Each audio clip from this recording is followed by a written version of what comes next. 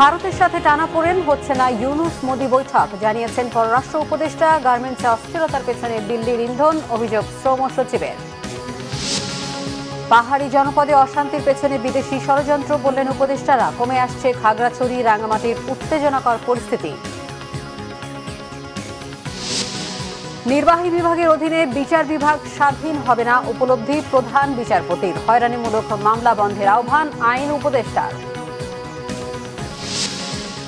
দেশে গণতন্ত্র প্রতিষ্ঠিত হলেই সফল হবে শহীদদের আত্মত্যাগ, বলেছেন তারেক রহমান। নির্বাচনে দেরি গণতন্ত্রের জন্য হুমকি, মন্তব্য মির্জা ফখরুলের।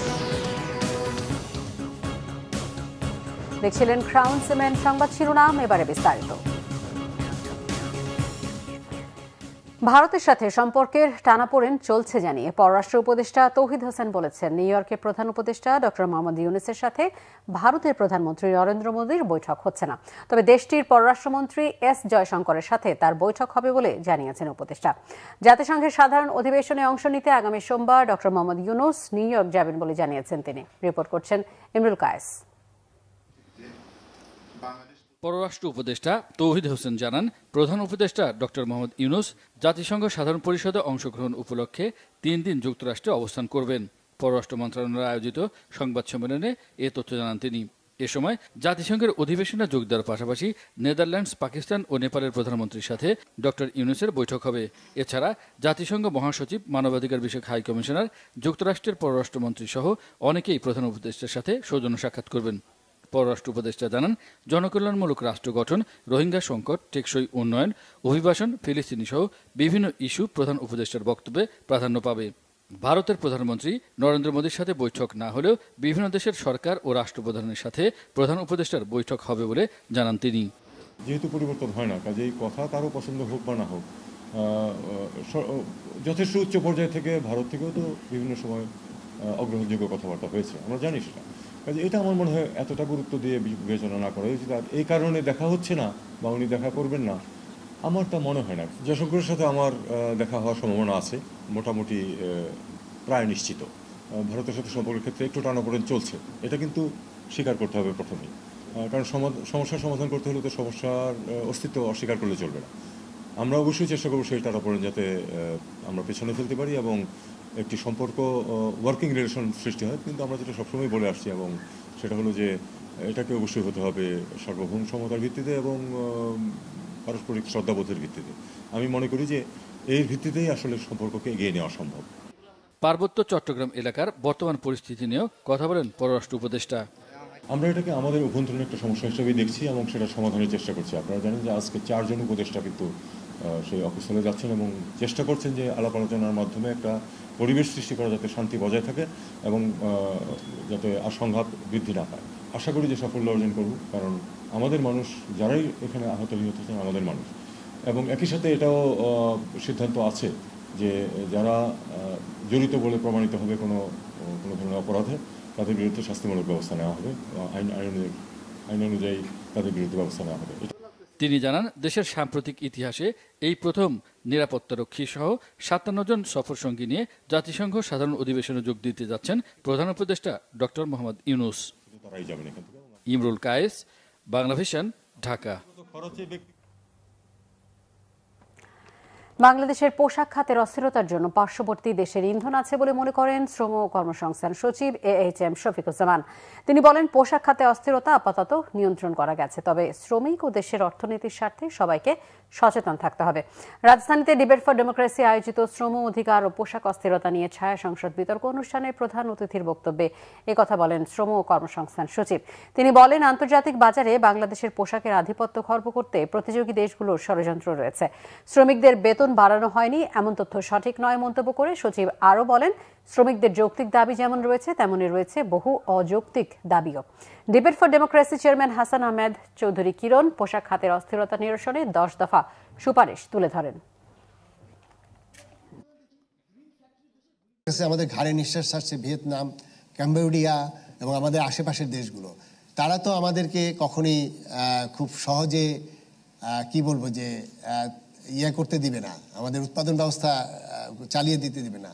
এবং সেখানে আমি অনেক জায়গায় 2-1 জায়গায় বলার চেষ্টা করেছি, এখানে কিন্তু বাইরের ইন্ধন আছে, এই যে বাইরের ধরন এবং গোয়েন্দা সংস্থার রিপোর্টও তাই বলে, ইকোনমি কলাপস করার জন্য কারো যদি থাকে তাহলে এই গার্মেন্টস শ্রমিকদের নিয়ে তারা এইটা করবে এবং সেই পায়তারা করেছিল। এটা আপাতত দমন করা গেছে। আমাদের অনেক সচেতন থাকতে হবে সবাইকে নিয়ে, যে আমরা যাতে এখানে আর যাতে আনরেস্ট না তৈরি হয়। পাহাড়ের ঘটনায় বাইরের ষড়যন্ত্র দেখছেন স্বরাষ্ট্র ও স্থানীয় সরকার উপদেষ্টা। জানান এই ঘটনায় কাউকে ছাড় দেওয়া হবে না, গঠন করা হবে তদন্ত কমিটি। বিশেষ আইন শৃঙ্খলা সভা শেষে তারা এই তথ্য জানান। এদিকে খাগড়াছড়ি ও রাঙ্গামাটিতে সহিংসতা ও হত্যার প্রতিবাদে 72 ঘণ্টা সড়ক ও নৌপথে অবরোধ চলছে পার্বত্য 3 জেলায়। পথে পথে নিরাপত্তা বাহিনীর জোর টহল। পরিস্থিতি এখনও কিছুটা শান্ত। তবে রাঙ্গামাটি প্রতিনিধি নন্দন দেবনাথ ও খাগড়াছড়ি প্রতিনিধি HM প্রফুল্লর পাঠানো তথ্যছবিতে ডেস্ক রিপোর্ট। বুধবার খাগড়াছড়ির দিঘিনালায় এক বাঙালি যুবককে পিটিয়ে হত্যার জেরে অশান্ত হয়ে ওঠে পার্বত্য অঞ্চল। সংঘর্ষে খাগড়াছড়িতে 3 জন ও রাঙ্গামাটিতে 1 জন নিহত হন। উদ্ভূত পরিস্থিতিতে শনিবার রাঙ্গামাটিতে যান 3 উপদেষ্টা। দুপুরে রাঙ্গামাটি রিজিয়নের প্রান্তিক হলে বিশেষ আইন শৃঙ্খলা সভা করেন তারা। সভায় জেলার বিভিন্ন রাজনৈতিক দলের প্রতিনিধি ও প্রশাসনের ঊর্ধ্বতন কর্মকর্তারা উপস্থিত ছিলেন। সভা শেষে সাংবাদিকদের স্বরাষ্ট্র উপদেষ্টা অবসরপ্রাপ্ত লেফটেন্যান্ট জেনারেল জাহাঙ্গীর আলম চৌধুরী বলেন, পার্বত্য অঞ্চলে আইন শৃঙ্খলা বিনষ্টকারী কাউকে ছাড় দেওয়া হবে না। এই যে ঘটনা ঘটছে, এই জন্য আমরা একটা উচ্চ ক্ষমতা সম্পন্ন একটা তদন্ত কমিটি গঠন করব এবং এটা আমাদের সহকর্মীদের সাথে আলাপ করার পর। দ্বিতীয় প্রশ্ন হলো, আইন শৃঙ্খলা কোনো অবস্থায় অবনতি হতে দেওয়া যাবে না। আমি আপনাদের সবাই সহযোগিতা চাচ্ছি। যারা আইন শৃঙ্খলা অবনতি করবে তাদের কোনো অবস্থায় আমরা ছাড় দিব না। আমরা কোনো অবস্থায় তাদের ছাড় দিব না।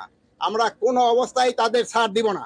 ভবিষ্যতে যদি তারা আবার চেষ্টা করে, তাদের যে হাত, এটা আমরা কিন্তু ভেঙে দিব, এই যারা আইন শৃঙ্খলা অবনতি করতে চায়। এ সময় স্থানীয় সরকার, পল্লী উন্নয়ন ও সমবায় উপদেষ্টা AF হাসান আরিফ জানান, পার্বত্য চট্টগ্রামে সাম্প্রতিক সহিংসতায় বাইরের ষড়যন্ত্র রয়েছে এবং ছন্দপতনের ব্যাপারে প্রত্যেকের মুখে একটি শব্দ উচ্চারিত হয়েছে, ষড়যন্ত্র। যে বাইরের থেকে একটা যেন ষড়যন্ত্র করা হচ্ছে যে আমাদের এই সম্প্রীতিকে নষ্ট করার জন্য, এবং সেই জন্য একটা প্রত্যেক জায়গায় দাবিও আসছে যে একটা কমিশন বা একটা কমিটির মাধ্যমে তদন্ত কমিটি করে সেখানে সুষ্ঠু ব্যবস্থা করা। পার্বত্য উপদেষ্টা সুপ্রদীপ চাকমা এ সময় তাদের সাথে ছিলেন। পরে উপদেষ্টারা যান আরেক পার্বত্য জেলা খাগড়াছড়িতে।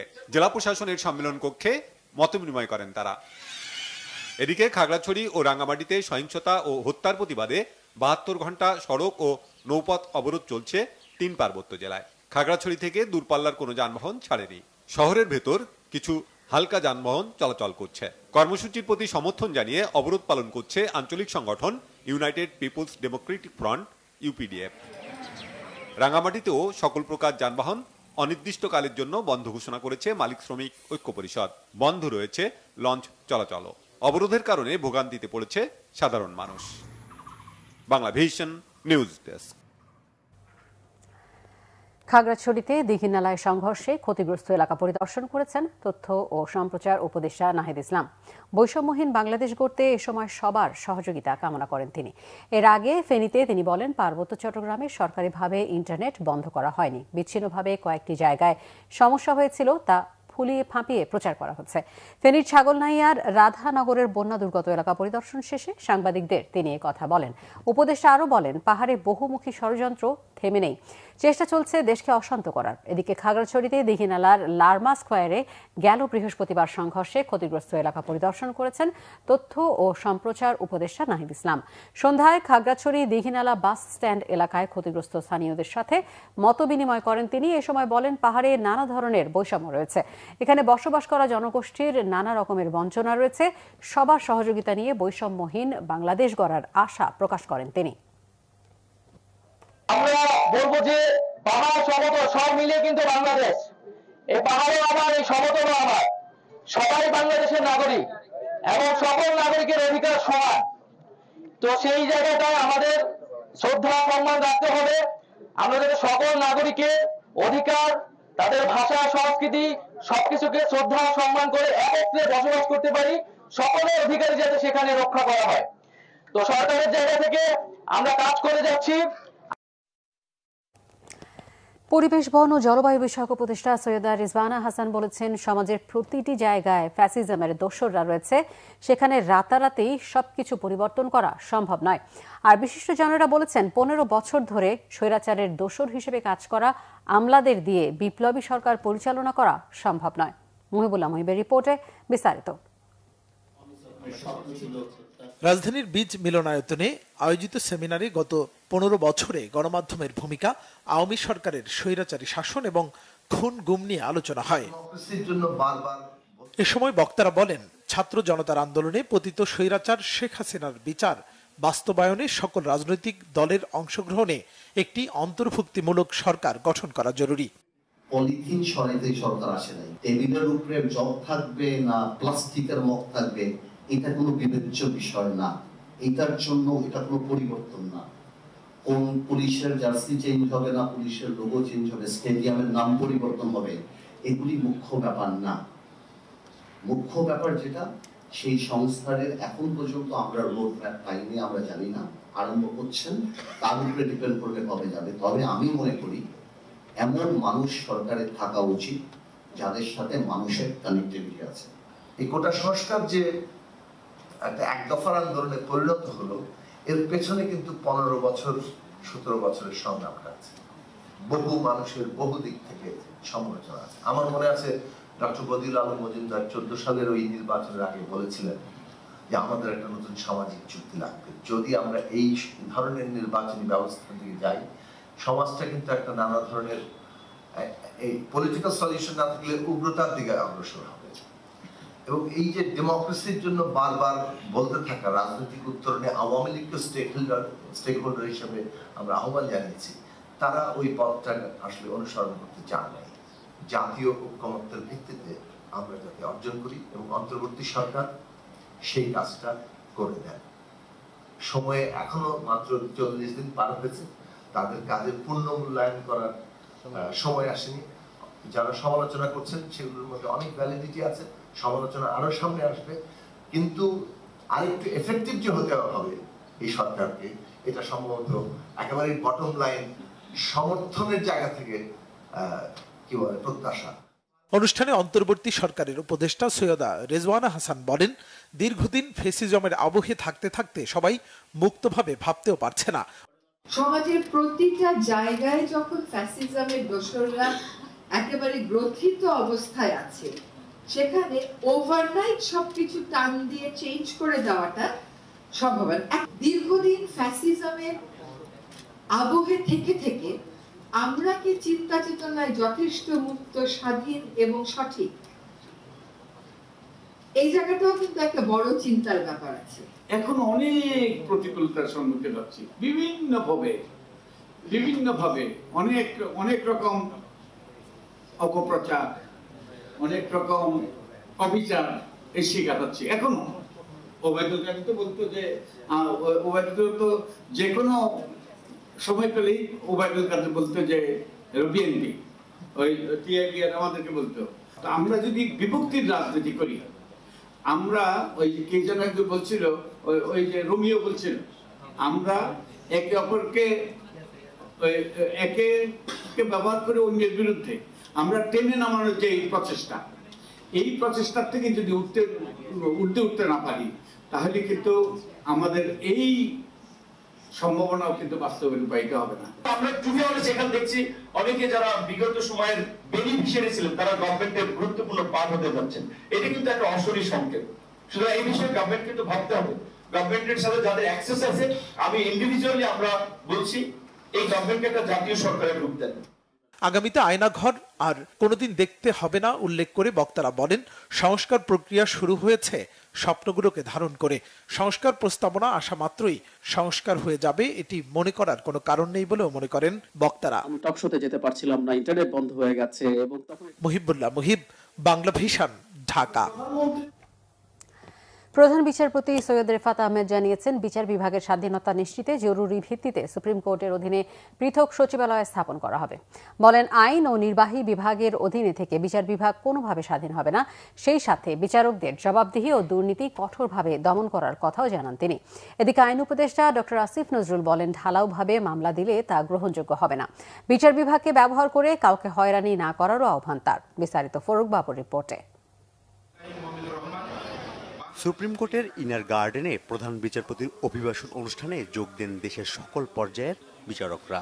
অনুষ্ঠানের শুরুতে জুলাইয়ের শহীদদের স্মরণে 1 মিনিট নীরবতা পালন করা হয়। এরপরেই বিচারকদের পক্ষ থেকে তাদের দাবি ও সমস্যার কথা তুলে ধরা হয়। পরিবর্তিত পরিস্থিতিতে দীর্ঘদিনের অসহায়ত্বের কথা তুলে ধরেন বিচারকরা। আমরা এমন এক বিচার ব্যবস্থার স্বপ্ন দেখি যেখানে জনগণের আশা আকাঙ্ক্ষার প্রতিফলন ঘটবে। বিচারের বাণী নিভৃতে কাঁদে, কিন্তু কেউ হয়তো জানে না যে শুধু বিচারের বাণী নয়, বরং বিচারকও অনেক সময় ঘটনার পরিপ্রেক্ষিতে নীরবে কাঁদে। অ্যাটর্নি জেনারেল মোহাম্মদ আসাদুজ্জামান বলেন, শুদ্ধি অভিযানের মাধ্যমে বিচার বিভাগ দুর্নীতিমুক্ত করা উচিত। বিগত 1.5 দশকের মতো সময়ে খুন, গুম, মামলা, হামলা, দমন, পীড়ন ও লুটপাটের মাধ্যমে নাগরিকদের ন্যূনতম মানবাধিকার কিংবা ভোটের অধিকার ছিনিয়ে নেওয়া হয়েছিল। বিভিন্ন দেশীয় এবং আন্তর্জাতিক সংস্থার তথ্য অনুযায়ী 2009 সাল থেকে 2024 সালের 36 জুলাই পর্যন্ত 4000-এর বেশি মানুষ আইন শৃঙ্খলা রক্ষাকারী বাহিনীর হাতে বিচার বহির্ভূত হত্যাকাণ্ডের শিকার হয়েছে। 700-র বেশি মানুষ গুমের শিকার হয়েছে। 60 লক্ষাধিক মানুষ গায়েবী মামলার আসামি হয়েছিল। কথা বলার স্বাধীনতা, সভা সমাবেশের স্বাধীনতা এবং মৌলিক অধিকার সমূহ হরণের মাধ্যমে বিরোধী মত দমনের নিকৃষ্টতম ইতিহাস রচিত হয়েছিল। সেই দুঃসময়ে আমাদের বিচার বিভাগ ন্যায় বিচারের ঝান্ডা তুলে ধরতে ব্যর্থ হয়েছে। অনুষ্ঠানে বিচারকদের কাজ ও তাদের ভূমিকা নিয়ে প্রশ্ন তোলেন আইন উপদেষ্টা ডক্টর আসিফ নজরুল। বলেন, উচ্চ আদালতের বিচারকদের নিয়োগ সহ সকল ক্ষেত্রে সংস্কার আনা হবে। বিগত ফ্যাসিস্ট সরকার গায়েবী মামলা এবং ঢালাও মামলার একটা কালচার শুরু করেছিল। আমরা সেটা থেকে বের হতে চাই। মানুষের মনে অনেক ক্ষোভ আছে, অনেক অসন্তোষ আছে। এই সমস্ত গায়েবী মামলা দেখার সংস্কৃতি, দেখার অভ্যস্ততা আছে। অনেকের বিরুদ্ধে ঢালাও মামলা হয়ে যাচ্ছে।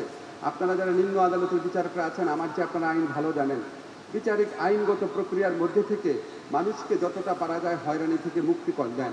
নিজ বক্তব্যে প্রধান বিচারপতি সৈয়দ রেফাত আহমেদ বলেন, বিগত বছরগুলোতে বিচার বিভাগে হস্তক্ষেপ করা হতো। বিচারকদের ওপর মানুষের আস্থা ফেরাতে নির্বাহী ও আইন বিভাগ থেকে বিচার বিভাগ আলাদা করার পাশাপাশি রাজনৈতিক বিবেচনায় বিচারক নিয়োগ বন্ধে আইন করার কথা জানান তিনি। বাংলাদেশের সংবিধানের 116তম অনুচ্ছেদে অধস্তন আদালতের বিচারকগণ বিচার কার্য পালনের ক্ষেত্রে স্বাধীন থাকবেন মর্মে উল্লেখ রয়েছে। কিন্তু বিচারকদের প্রকৃত স্বাধীনতা ততদিন পর্যন্ত নিশ্চিত হবে না যতদিন না বিচার বিভাগে দীর্ঘদিন ধরে বিরাজমান দ্বৈত শাসন ব্যবস্থা অর্থাৎ সুপ্রিম কোর্ট ও আইন মন্ত্রণালয়ের যৌথ এখতিয়ার সম্পূর্ণরূপে বিলোপ করে জরুরি ভিত্তিতে বাংলাদেশ সুপ্রিম কোর্টের অধীনে পৃথক সচিবালয় প্রতিষ্ঠা করা হবে। বিচারকদের বাসস্থান, বাহন ও কর্মপরিবেশ সহ আলাদা বাজেটের দিকে সুনজর দেওয়ার কথাও জানান প্রধান বিচারপতি। ফররুখ বাবু, বাংলা ভিশন, ঢাকা। ভোটের অধিকার প্রতিষ্ঠা না হওয়া পর্যন্ত বিএনপির আন্দোলন চলবে বলেছেন দলের ভারপ্রাপ্ত চেয়ারম্যান তারেক রহমান। গণতান্ত্রিক আন্দোলনে শহীদদের স্মরণে সিরাজগঞ্জের বেলকুচি, চৌহালি ও এনায়েতপুর বিএনপির উদ্যোগে এক স্মরণ সভায় ভার্চুয়াল বক্তব্যে তিনি একথা বলেন। তারেক রহমান আরও বলেন, শহীদদের আত্মত্যাগ সেদিনই সফল হবে যেদিন দেশে গণতন্ত্র প্রতিষ্ঠা হবে। আইন নিজের হাতে তুলে না নেওয়ার আহ্বান জানান তিনি। বলেন, জাতির মুক্তির জন্য ঐক্যবদ্ধ থাকার বিকল্প নেই। দেশের রাজনৈতিক মুক্তির পাশাপাশি জনগণের অর্থনৈতিক মুক্তির পথও বের করতে হবে। প্রচণ্ড বৃষ্টির মধ্যেও বিএনপি ও অঙ্গ সংগঠনের হাজারো নেতাকর্মী সভায় অংশ নেন। জনগণের কাছে জবাবদিহিমূলক সরকার প্রতিষ্ঠা করারই হচ্ছে আমাদের লক্ষ্য, আমাদের উদ্দেশ্য, এবং সেজন্যই এত ত্যাগ, এত তিতিক্ষা, এত সংগ্রাম, এত আন্দোলন। জাতিকে ঐক্যবদ্ধ করে যদি আমরা এগোতে পারি, অবশ্যই আমরা এই জাতির যেমন রাজনৈতিক মুক্তি যেমন অর্জন করতে সক্ষম হব, পাশাপাশি আমরা জাতির জন্য, দেশের মানুষের জন্য অর্থনৈতিক মুক্তি অর্জন করতে সক্ষম হব। আমরা যদি ঐক্যবদ্ধ থাকি, ইনশাআল্লাহ বাংলাদেশের মানুষের যে আশা, বাংলাদেশের মানুষের যে প্রত্যাশা, সেটি আমরা পূরণ করতে সক্ষম হব।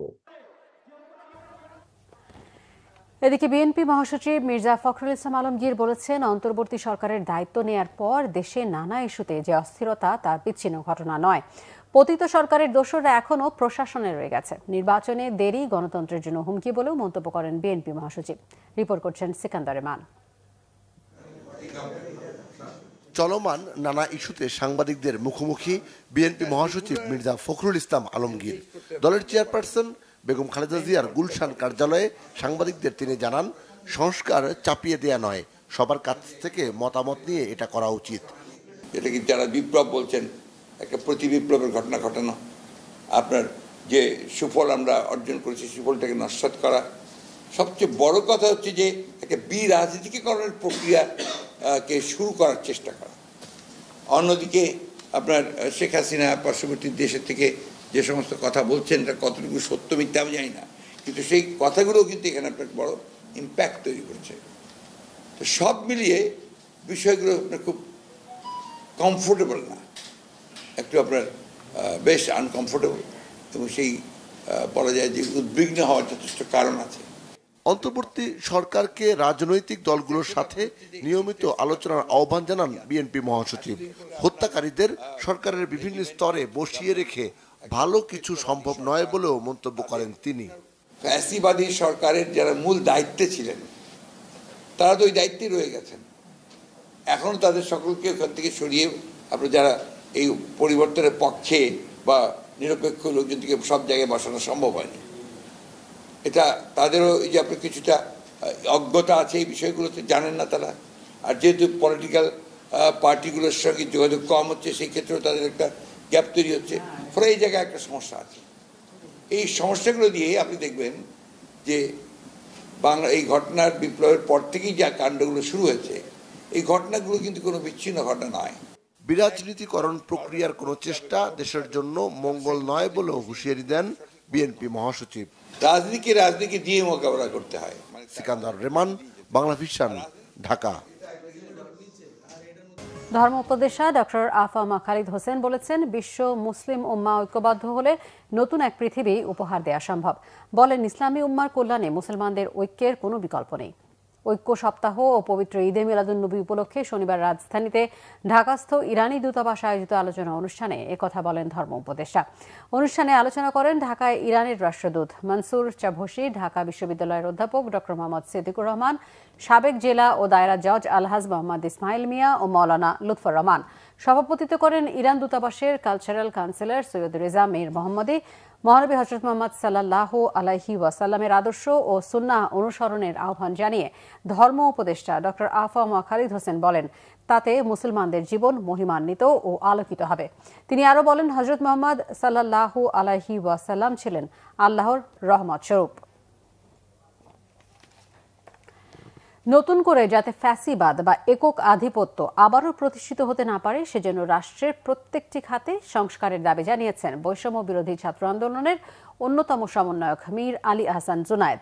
আর সংবিধানের যেসব অনুচ্ছেদকে সংশোধনযোগ্য নয় বলা হয়েছে, দেশের প্রয়োজনীয় সংস্কারের জন্য সেগুলোর কয়েকটি অনুচ্ছেদ সংশোধনের পরামর্শ দেন সুপ্রিম কোর্টের সাবেক রেজিস্ট্রার জেনারেল ও জেলা জজ ইকতেদার আহমেদ। শনিবার ঢাকা রিপোর্টার্স ইউনিটিতে centre for policy analysis and advocacy CPA আয়োজিত সেমিনারে এসব কথা বলেন তারা। এ সময় বক্তারা বলেন, আন্দোলনটা শুধু শিক্ষার্থীদের ছিল না, এটি সব শ্রেণী পেশার মানুষের অংশগ্রহণের অভ্যুত্থান। রাষ্ট্রের প্রতিটি খাতে বৈষম্য দূর করে সবার সম অধিকার নিশ্চিতের আহ্বান জানান তারা। সংবিধান, বিচার ব্যবস্থা, প্রশাসন, শিক্ষা ও স্বাস্থ্য সহ বেশ কয়েকটি খাতে সংস্কারের পাশাপাশি বিভিন্ন দেশের সাথে রাজনৈতিক, অর্থনৈতিক, কূটনৈতিক, দ্বিপাক্ষিক ও বহুপাক্ষিক চুক্তিগুলো জনগণের সামনে প্রকাশের দাবি জানিয়েছেন বিশিষ্টজনেরা।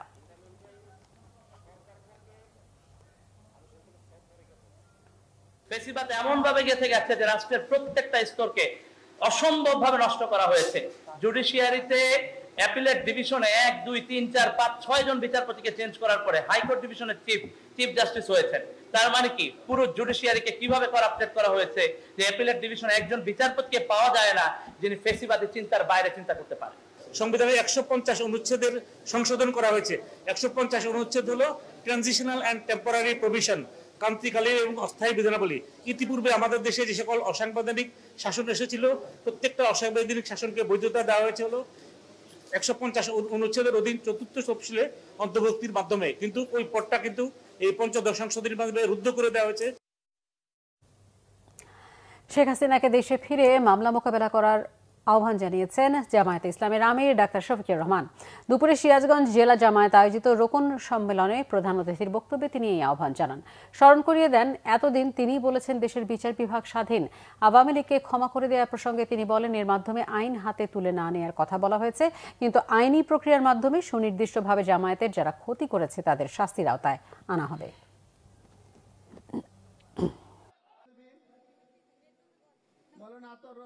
রাজনীতি করার পরে আপনাকে পালানোর রাস্তা খুঁজতে হয়, কলা পাতার উপর সীমান্তে গিয়ে ঘুমাতে হয়। এই রাজনীতি কেন করতে হবে বলেন তো দেখি? কেন মাছের পোনার মতো এক খাল থেকে আরেক খালে যাওয়ার জন্য বিভিন্ন জালে ধরা পড়তে হয়? এই রাজনীতি কেন করলে? এমন রাজনীতি করুন মানুষ ভুল ত্রুটির ঊর্ধ্বে নয়, দিন শেষে আপনি যেন সম্মানের সাথে দাঁড়ায় থাকতে পারেন, এমন রাজনীতিটাই করা উচিত ছিল। এখন সীমান্তের ওপারে গিয়ে সত্য না মিথ্যা বলতে পারবো না, কেউ কেউ বলছেন যে আমি টুস করে ঢুকে পড়বো, তা আপনি গেলেন কেন? ব্যাংক সহ অর্থনীতি ধ্বংসকারীরা আবারও এই খাত নিয়ে ছিনিমিনি খেলতে চাইলে তাদের সাথে কোনো আপোষ করা হবে না বলে হুঁশিয়ারি দিয়েছেন জামায়াতে ইসলামীর নেতারা। বিকেলে রাজধানীর ইঞ্জিনিয়ার্স ইনস্টিটিউট মিলনায়তনে ঢাকা মহানগর দক্ষিণ জামায়াতে ইসলামী আয়োজিত ব্যবসায়ী সম্মেলনে একথা জানান দলটির নেতারা। বক্তারা বলেন, গেল 15 বছর ব্যবসায়ীরা তাদের ইচ্ছামতো প্রতিষ্ঠান পরিচালনা করতে পারেনি। এখন সবাই একসাথে মিলে স্বচ্ছতার ভিত্তিতে দেশের অর্থনীতিকে শক্তিশালী করতে হবে। অনুষ্ঠানের প্রধান অতিথি দলের নায়েবে আমির ডক্টর সৈয়দ আব্দুল্লাহ মোহাম্মদ তাহের বলেন, বিগত সময়ে যারা অর্থনীতি ধ্বংস করেছে তাদের চিন্তার বাইরে নতুন করে সবকিছু করতে হবে। ব্যবসায়ী সম্মেলনে মহানগর দক্ষিণ জামায়াতের আমির নুরুল ইসলাম বুলবুল, secretary general doctor Shafiqul Islam Masud সহ কেন্দ্রীয় ও মহানগর নেতারা বক্তব্য রাখেন। এবারে আরো কিছু খবর নিয়ে রয়েছে ডেস্ক রিপোর্ট। বিএনপি চেয়ারপারসনের বিশেষ সহকারী ও জাতীয়তাবাদী শ্রমিক দলের সমন্বয়ক অ্যাডভোকেট শামসুর রহমান শিমুল বিশ্বাস বলেছেন, ছাত্র শ্রমিক জনতার রক্তের বিনিময়ে দেশে যে গণতন্ত্র ফিরে এসেছে তা নিঃশেষ করতে চক্রান্ত অব্যাহত রেখেছে আওয়ামী লীগ। এদেশে গণতন্ত্র প্রতিষ্ঠিত হোক কখনো তারা চায়নি। শনিবার বিকালে নরসিংদী বাস টার্মিনালে জেলা শ্রমিক দল আয়োজিত সভায় তিনি কথা বলেন। সন্ধ্যায় রাজধানীর একটি হোটেলে এক মতবিনিময় সভা করেছেন এফবিসিসিআই এর সাধারণ পরিষদের সদস্যরা। সভায় গত 15 বছরে সংগঠনটির কার্যক্রম ব্যবসা বাণিজ্য, শিল্প ও সেবা খাতের স্বার্থ সার্বিকভাবে পরিচালিত হয়নি, বরং একদলীয় সরকারের তোষামোদী, ব্যক্তি স্বার্থ হাসিল সহ রাজনৈতিক এজেন্ডা বাস্তবায়নে ব্যস্ত ছিল। দেশের অর্থনীতির চাকাকে গতিশীল রাখতে বৈষম্যহীন এফবিসিসিআই গড়ার প্রয়োজনীয়তা তুলে ধরেন আলোচকরা। এফবিসিসিআই এর সাধারণ পরিষদের সদস্যদের অধিকার আদায়, সব পদে সরাসরি নির্বাচন, মনোনীত পরিচালক প্রথা বাতিল ও সব ক্ষেত্রে সংস্কার চান ব্যবসায়ী নেতারা। বিএনপির জাতীয় নির্বাহী কমিটির যুগ্ম মহাসচিব অ্যাডভোকেট আব্দুস সালাম আজাদ বলেছেন, স্বাধীনতার সুফল ভোগ করতে হলে সবাইকে ঐক্যবদ্ধ হতে হবে। শনিবার বিকেলে লৌহজং উপজেলার কলমা ইউনিয়নের শরীফাবাদ খেলার মাঠে স্থানীয় বিএনপি ও এর সহযোগী সংগঠনের বর্ধিত সভায় তিনি একথা বলেন। বর্ণাঢ্য আয়োজনে রাজধানী ঢাকায় জাতিসংঘ ঘোষিত বিশ্ব শান্তি দিবস 2024 উদযাপন করেছে দেশের ওষুধ ও চিকিৎসা সরঞ্জাম উৎপাদন খাতের অন্যতম শীর্ষ প্রতিষ্ঠান জেএমআই গ্রুপ। শনিবার সকালে ঢাকা বিশ্ববিদ্যালয়ের কার্জন হলে স্থাপিত শান্তির স্তম্ভ এর সামনে শোভাযাত্রার উদ্বোধন করেন জেএমআই গ্রুপের প্রতিষ্ঠাতা ও ব্যবস্থাপনা পরিচালক মোহাম্মদ আব্দুর রাজ্জাক। শোভাযাত্রাটি কার্জন হলের সামনে থেকে শুরু হয়ে দোয়েল চত্বর ঘুরে প্রেস ক্লাব মোড়ে গিয়ে শেষ হয়। পরে প্রেস ক্লাবের আব্দুস সালাম মিলনায়তনে আলোচনা সভার আয়োজন করে জেএমআই গ্রুপ। এতে অংশ নিয়ে বক্তারা জাতি, ধর্ম, বর্ণ নির্বিশেষে মানবতার সুখ ও শান্তি অর্জনে জনমত সৃষ্টির লক্ষ্যে বিশ্ব শান্তি দিবস পালনের গুরুত্ব তুলে ধরেন। ব্যাংকিং বিষয়ে গ্রাহকদের সচেতনতা বাড়ানোর লক্ষ্যে চট্টগ্রাম বিভাগে শুরু হলো গ্রাহক সচেতনতা সপ্তাহ 2024। বাংলাদেশ ব্যাংকের financial integrity and customer services ডিপার্টমেন্টের উদ্যোগে এবং মার্কেন্টাইল ব্যাংক পিএলসির সার্বিক সহযোগিতায় শনিবার কক্সবাজারের সাইমন বিচ রিসোর্টে এর উদ্বোধন করা হয়। অনুষ্ঠানে প্রধান অতিথি ছিলেন বাংলাদেশ ব্যাংকের নির্বাহী পরিচালক মোহাম্মদ নুরুল আমিন। সভাপতিত্ব করেন বাংলাদেশ ব্যাংকের পরিচালক আবু হেনা হুমায়ুন কবির। 5 দিন ব্যাপী গ্রাহক সচেতনতা সপ্তাহ শেষ হবে 26 সেপ্টেম্বর। ননস্টিক কুকওয়্যার পণ্য আনুষ্ঠানিকভাবে বাজারজাত করতে রাজধানী সোনারগাঁও হোটেলে উদ্বোধনী অনুষ্ঠানের আয়োজন করে এসকেবি স্টেনলেস স্টিল। অনুষ্ঠানে বিভিন্ন মিডিয়ার সাংবাদিক, আমন্ত্রিত ডিলার সহ কোম্পানির ঊর্ধ্বতন কর্মকর্তাদের উপস্থিতিতে এসকেবি ননস্টিক পণ্যের পর্দা উন্মোচন করা হয়। এসকেবি স্টেনলেস স্টিল মিলসের চেয়ারম্যান মোহাম্মদ সাইফুর রহমান, ব্যবস্থাপনা পরিচালক আবু খালেদ ভূঁইয়া, উপব্যবস্থাপনা পরিচালক মোহাম্মদ ফরহাদ আহমেদ সহ গণ্যমান্যরা প্রত্যেকেই একটি করে পণ্যের পর্দা উন্মোচন করেন। অনুষ্ঠানটি সঞ্চালনা করেন হেড অব ব্র্যান্ড মার্কেটিং উজ্জ্বল আহমেদ। ব্রাহ্মণবাড়িয়ার কসবা উপজেলার 3 লাখ পীর বাজারে আইন শৃঙ্খলা পরিস্থিতি নিয়ে আলোচনা সভা হয়েছে। এতে প্রধান অতিথি ছিলেন জেলা বিএনপির আহ্বায়ক M A. Mannan. Bangla Vision news desk. সংবাদ শেষ করব ক্রাউন সিমেন্ট শিরোনামগুলো আরো একবার জানিয়ে।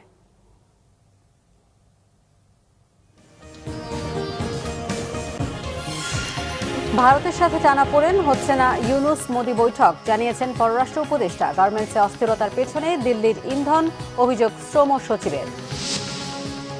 পাহাড়ি জনপদে অশান্তির পেছনে বিদেশি ষড়যন্ত্র, বললেন উপদেষ্টারা। কমে আসছে খাগড়াছড়ি রাঙামাটির উত্তেজনাকর পরিস্থিতি।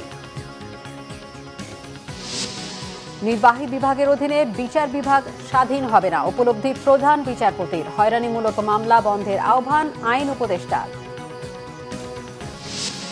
দেশে গণতন্ত্র প্রতিষ্ঠিত হলেই সফল হবে শহীদদের আত্মত্যাগ, বলেছেন তারেক রহমান। নির্বাচনে দেরি গণতন্ত্রের জন্য হুমকি, মন্তব্য মির্জা ফখরুলের। এই ছিল এখনকার মতো। পরের সংবাদ রাত 1টায় দেখার আমন্ত্রণ রইল। এছাড়া বাংলা ভিশন সংবাদ ও সংবাদ সংশ্লিষ্ট অনুষ্ঠান দেখতে ভিজিট করুন www.bbnews24.com ও facebook.com/banglavisionnews এবং সাবস্ক্রাইব করুন youtube.com/banglavisionnews। ধন্যবাদ সবাইকে।